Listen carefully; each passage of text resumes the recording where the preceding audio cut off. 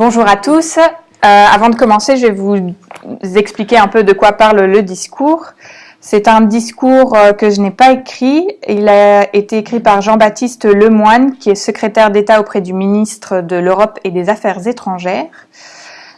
Il a donné ce discours lors du Forum international sur les mobilités durables qui a eu lieu à Paris le 17 octobre. Donc voilà, c'est juste pour vous donner le contexte. Il va parler de mobilité, mentionner quelques transports français comme la SNCF, et parler aussi de la COP 21, mais il n'y a pas tellement de termes plus spécifiques. Si vous êtes prêts, on peut commencer. Monsieur le Premier ministre du Sénégal, Mesdames et Messieurs les députés, Mesdames et Messieurs, c'est un grand plaisir pour moi de clore les débats de cette 3e édition du Forum international sur les mobilités durables, organisé une nouvelle fois par la SNCF, que je tiens à remercier chaleureusement. Je vous souhaite à nouveau la bienvenue au ministère de l'Europe et des Affaires étrangères. C'est un plaisir pour moi et pour le ministre de vous recevoir dans nos locaux. Tout au long de cette journée, les tables rondes vous ont permis de confronter vos points de vue et vos analyses. Vous avez pu aussi partager les expériences concrètes d'élus locaux, d'experts renommés et d'entreprises sur la mobilisation du secteur du transport dans la lutte collective que nous menons pour la sauvegarde de la planète. Ces acteurs de la mobilité durable sont français, mais aussi québécois, russes, saoudiens, indiens, suédois ou chinois, pour ne citer que quelques-unes des 20 nationalités aujourd'hui présentes. La dimension internationale de cet événement justifie pleinement votre présence dans ce ministère qui contribue chaque jour à l'action internationale en faveur de la préservation de la planète, dans le prolongement de la COP 21 de 2015. Je me réjouis de constater votre présence nombreuse et votre intérêt sur ce sujet capital et d'une actualité brûlante. Pourquoi ce sujet est-il capital ? En premier lieu parce que la mobilité durable a un rôle clé à jouer dans la lutte contre le réchauffement climatique. Les transports sont aujourd'hui l'une des principales sources de gaz à effet de serre dans le monde, et avec un quart de celles liées à l'énergie. Ils sont même la principale source d'émissions en France, avec près de 30% au total. De plus, la demande de mobilité n'a jamais été forte sous l'effet de la croissance démographique, sous l'effet de la croissance démographique, du développement économique et de l'urbanisation croissante. Un seul chiffre suffira à en témoigner. Hors OCDE, le besoin en moyens de transport devrait être multiplié par 3 d'ici 2050. Nous ne parviendrons pas à tenir les engagements ambitieux pris lors de la COP 21 de Paris sans avancer sur la question de la mobilité. Et nous devrons agir tous ensemble.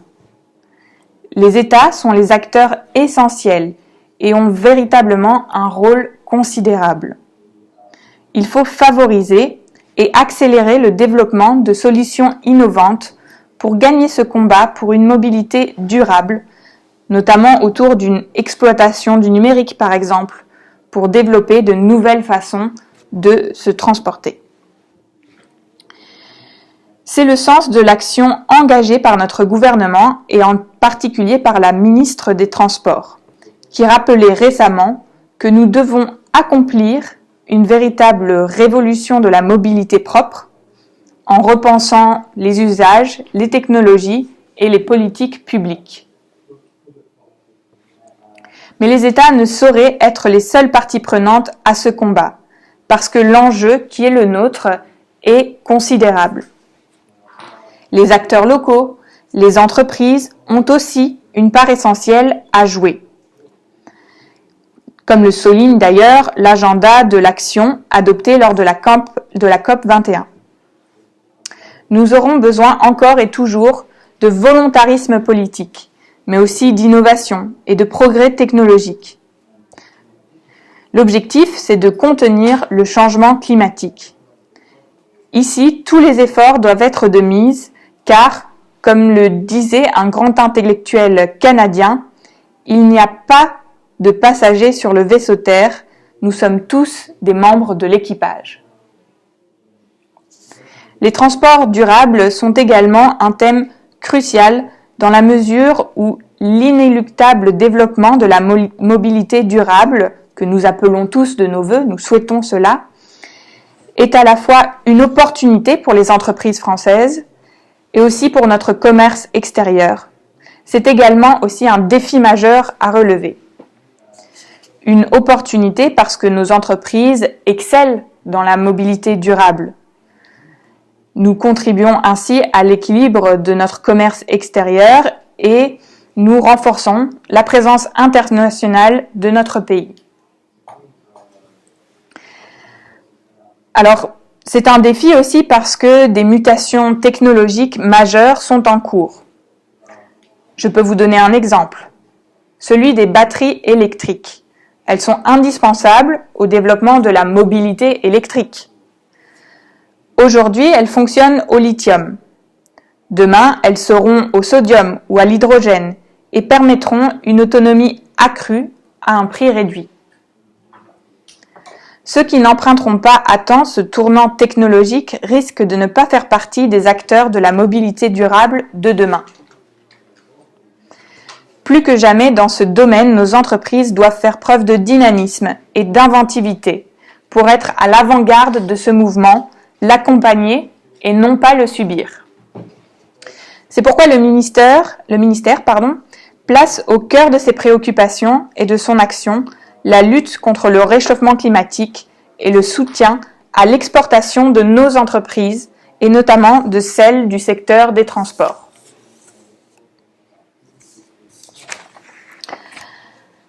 Alors, j'aimerais revenir sur un point. Comme vous le savez, la COP 21 à Paris nous a permis de parvenir à un accord universel, juridiquement contraignant et comportant des objectifs extrêmement ambitieux. Pour la première fois, chaque État de la planète a pris des engagements de réduction de ses émissions de gaz à effet de serre dans le cadre d'une contribution nationale, selon les termes onusiens, qui sera revue tous les 5 ans. L'objectif est de parvenir à limiter la hausse de la température du globe d'ici 2100, en dessous de 2 degrés, voire d'1,5 degré. Devant ce qui apparaît ici comme une prise de conscience généralisée et salutaire, il y a de quoi se réjouir. Se réjouir, mais pas s'assoupir, car ce succès demeure cependant fragile, comme est venu récemment le rappeler l'annonce du retrait des États-Unis de l'accord de Paris. Dans ce contexte, nous devons tous redoubler d'efforts et ne pas renoncer, car céder à la facilité n'est pas une option. Et c'est pourquoi le président Macron a décidé d'organiser le 12 décembre prochain, à Paris, soit 2 ans jour pour jour après l'accord de Paris, un sommet au niveau des chefs d'État et de gouvernement afin de prendre de nouvelles actions concrètes en faveur du climat. Ce sommet, co-organisé avec les Nations Unies et la Banque mondiale, sera en particulier l'occasion d'aborder la question des financements innovants à même de contribuer à la transition vers des économies bas carbone. Et ce sommet vous concernera aussi directement, car y participeront non seulement des gouvernements, mais aussi des représentants des collectivités locales, du secteur privé et de la société civile. D'ailleurs, l'un des 4 panels sera consacré à la mobilisation des collectivités publiques infra-étatiques. Vous l'avez compris, nous comptons sur vous aussi pour que cet événement soit une grande réussite. Chers amis, comme vous le constatez, la thématique des transports durables a permis et permettra de resserrer les liens économiques tissés entre entreprises françaises et pays étrangers. Cela permettra aussi de rapprocher de nombreux acteurs publics et privés de la France pour agir de concert. Ce sujet m'amène donc tout naturellement à vous parler de la diplomatie économique, qui est au cœur de notre action au ministère de l'Europe et des Affaires étrangères. Vous le savez, nous sommes résolument engagés pour aider nos entreprises à exporter, et notamment celles du secteur des transports. Parce que ces entreprises, par leur vente à l'étranger, contribuent significativement à notre balance commerciale, mais aussi parce que nous disposons de champions mondiaux qui se sont également engagés dans la mobilité durable et offrent des solutions innovantes. Je pense naturellement en premier lieu à nos entreprises du secteur ferroviaire, comme Alstom, qui proposent des solutions de transport urbain bas carbone, telles que des tramways, mais aussi des trains à haute performance environnementale. Je pense également à nos acteurs du secteur maritime qui multiplient les liaisons et permettent, ce faisant, de diminuer considérablement les émissions de gaz à effet de serre des camions de fret.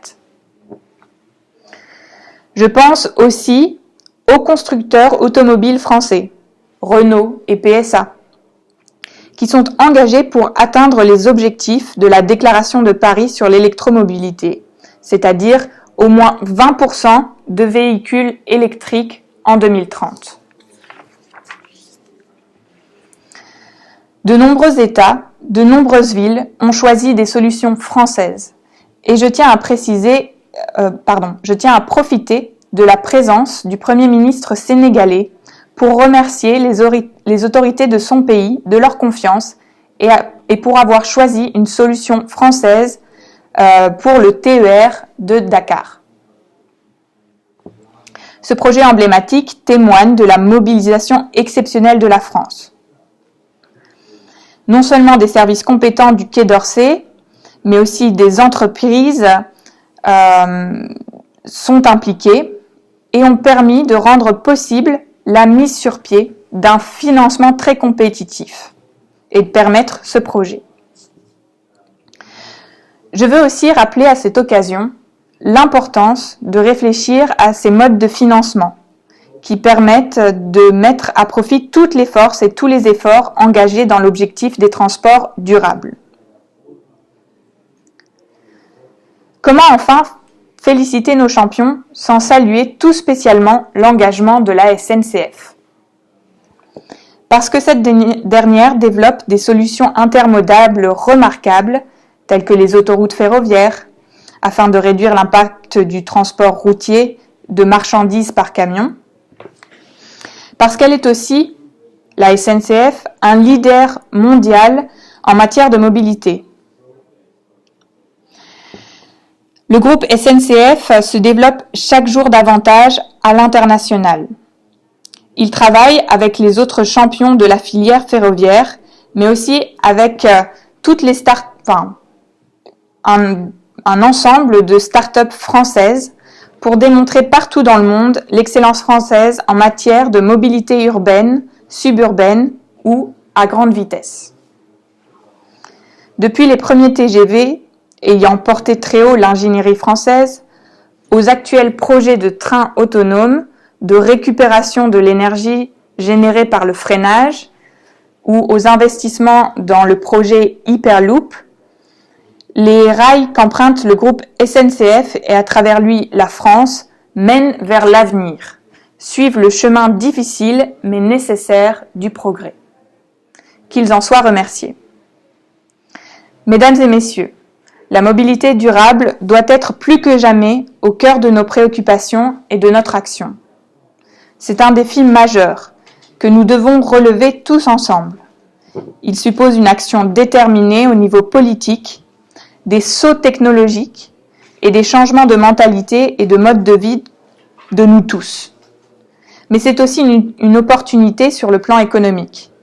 Vous pouvez compter sur le gouvernement français pour rester mobilisé. Je ne doute pas que vous resterez pleinement engagé pour relever ce défi capital. Merci beaucoup de votre attention.